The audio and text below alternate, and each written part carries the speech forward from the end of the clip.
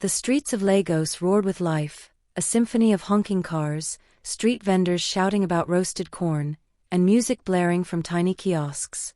But amidst the noise, all Michael could hear was the crunch of his worn-out shoes against the pavement. Every step he took seemed to scream, "You don't belong here." He stopped in front of a sleek office building with glass doors that shone like diamonds under the sun. Michael swallowed hard. In his hand, he clutched a folder filled with dreams, designs for an app he believed could change lives. But the reflection of his second-hand clothes in the glossy glass made him hesitate. Then came Angela. She swept past him, heels clicking confidently on the tiles. Her red dress fit her like it was custom-made.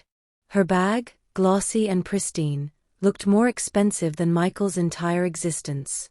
Her perfume lingered long after she passed, a scent so intoxicating, it seemed to mock him just like her next words did. Angela slowed down, turned, and eyed Michael from head to toe. Her gaze landed on his shoes, cracked, scuffed, and desperate for replacement. "Wow," she said with a cruel laugh.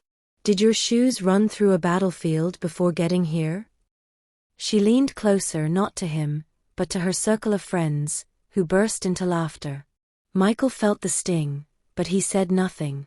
He didn't explain that those shoes had walked miles under the hot sun, carrying the weight of his dreams. He didn't tell her they were the only pair he owned because his small earnings went to support his mother and siblings. No, Michael simply adjusted his grip on the folder and walked into the building, heart pounding yet determined. Angela watched him go, her laughter fading into the noise of the city. To her, Michael was just another nobody she would forget by lunchtime. But what Angela didn't know was that the boy she had just humiliated would one day change the world and her life in ways she couldn't imagine. Michael's story had always been a struggle. He grew up in a tiny crowded apartment with his mother, 2 sisters, and a pile of unpaid bills. By the age of 18, he was already juggling 3 jobs while sketching out app ideas late at night. Today was his chance to finally pitch his concept to the biggest tech company in Lagos. But as fate would have it, the interviewer barely looked up from his computer screen. "You have no degree? No formal experience? I'm sorry, we're looking for someone more qualified." Michael's heart sank as he left the building. He sat on the steps outside, staring at his designs. The city buzzed around him, but all he could think was, maybe Angela was right. Maybe I really am just a nobody. But then something stirred inside him, a spark, a quiet voice that refused to let go. Michael stood up, brushed the dust off his shoes, and whispered to himself, "I'll show them." Meanwhile, Angela was on her own path. She spent her days attending high-end parties, flaunting her lifestyle on social media, and looking down on anyone who didn't fit her world of glitter and wealth. She didn't know that her seemingly perfect life was built on a shaky foundation and it was about to come crashing down. Angela's life was about to unravel faster than she could imagine, while Michael's path was set for a meteoric rise. Michael sat at a small roadside cafe later that evening, staring at his worn-out folder. The designs for his app were still there, but the rejection felt heavier than ever. As he sipped on a bottle of cold water, an older man took the empty seat across from him. The man, Mr. Johnson, was a retired teacher and entrepreneur who had seen Michael sketching the designs before. "What's this you're working on?" Mr. Johnson asked casually. Michael hesitated for a moment, but then handed over the folder. "It's an app idea, something that could help farmers connect directly with buyers in the city." Mr. Johnson flipped through the pages, his eyebrows rising with interest. It's bold. But, young man, bold ideas change the world." That conversation lit a spark for Michael. Mr. Johnson agreed to help him polish his pitch and introduce him to people who could support his project. Over the next few months, Michael worked tirelessly. He attended workshops, networked, and learned everything he could about tech development and business strategy. Meanwhile, Angela was living her seemingly perfect life, hopping from one party to another. She was known for her quick wit and sharp tongue, which often targeted people she deemed inferior. But her world was built on vanity and external validation, and cracks were beginning to show. One evening, Angela was hosting a high-end dinner party. Everyone admired her designer outfit, lavish decorations, and imported champagne. But an unexpected guest arrived, Tom, one of her influential friends who had always supported her. "Angela, I thought you should know," Tom said as he pulled her aside, "your family's business is failing. The debts are piling up, and, well, people are starting to talk." Angela's smile faltered. She waved it off with a laugh. "Oh, please.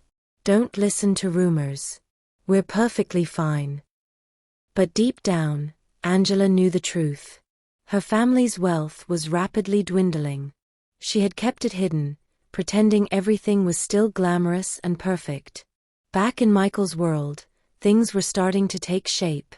With Mr. Johnson's guidance, he secured a meeting with a group of investors. This time, Michael's pitch wasn't met with skepticism, it was met with applause. One of the investors, Mrs. Adana, was a tech visionary herself. She saw potential in Michael's app and agreed to fund its development. Michael couldn't believe it. For the first time, his dreams felt achievable. LifeLink launched within a year. The app quickly gained traction among farmers and buyers, creating a ripple effect across Nigeria. Michael's determination and hard work paid off, and the media soon dubbed him the tech prodigy. But Michael didn't let the success change who he was. He stayed grounded, focused on improving the app and expanding its reach. His story inspired countless others, and he became a household name. Angela's life was now a shadow of its former self. She was struggling to maintain her social status as her family's finances crumbled. One day, she attended a charity gala, hoping to network with wealthy individuals who could help her. As she mingled, a voice caught her attention. "Ladies and gentlemen, let's give a warm welcome to tonight's keynote speaker, Mr. Michael." Angela froze. Could it be? Her eyes scanned the room, and there he was, Michael, the boy she had humiliated years ago. But he was no longer the boy with worn-out shoes. He stood tall, confident, and charismatic, dressed in a sharp suit. Michael's speech was powerful and inspiring, highlighting the importance of resilience and believing in one's dreams. Angela felt an overwhelming mix of emotions: regret, jealousy, and shame. After the event, Angela mustered the courage to approach him.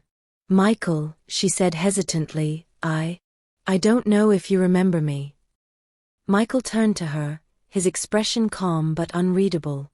"Of course I do," he replied, his voice steady. Angela felt her heart race.